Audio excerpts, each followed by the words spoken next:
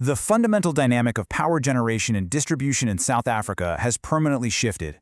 For commercial and industrial energy buyers, developers, and asset managers, this explainer outlines exactly what you need to know about the current landscape and the realities of getting power to the market.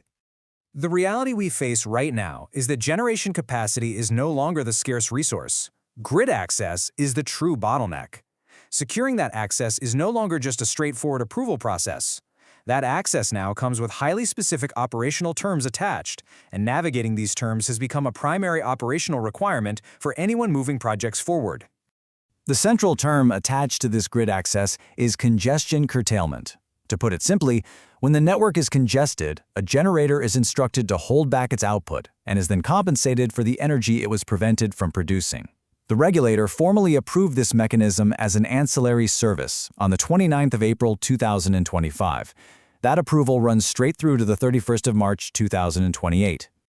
Looking at the real numbers gives us necessary clarity on how this mechanism is being applied. The original application actually sought a 10% curtailment allowance. However, as formalized in the revised addendum published on the 31st of October 2025, the approved allowance was set lower at 4%.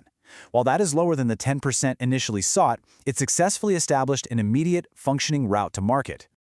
That specific 4% allowance unlocks highly significant, quantifiable generation capacity.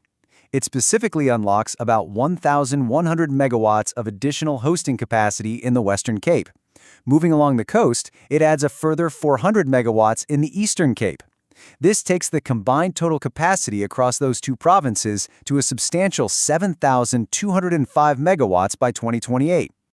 The real-world application of this mechanism accelerated heavily during 2026. We saw curtailment volumes climb at a rapid rate, surging from roughly 100 instructions a month earlier in the year to more than 1,000 instructions a month. This massive increase requires a clear understanding of the underlying causes on the grid. The driver for this surge is not a technical failure, but rather the standard shape of the daily demand curve. Midday solar output naturally peaks when the sun is highest.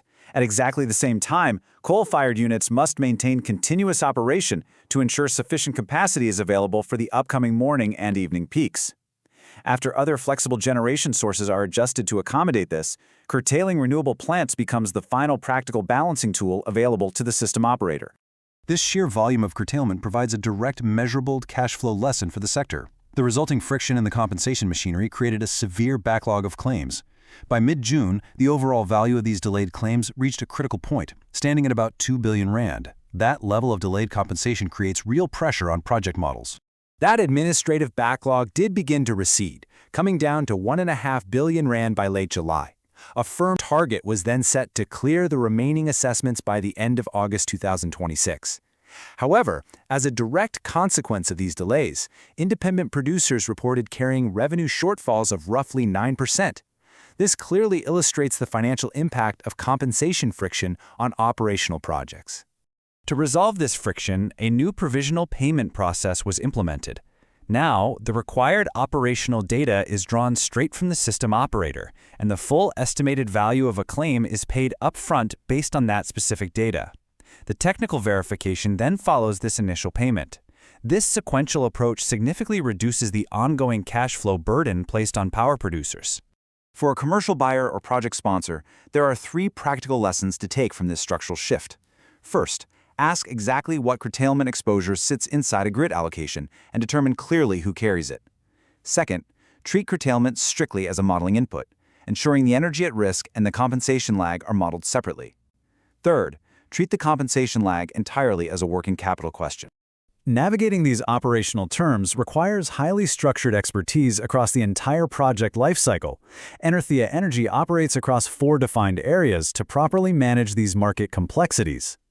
These fundamental pillars are energy consultancy, business development, product and service endorsement, and funding origination.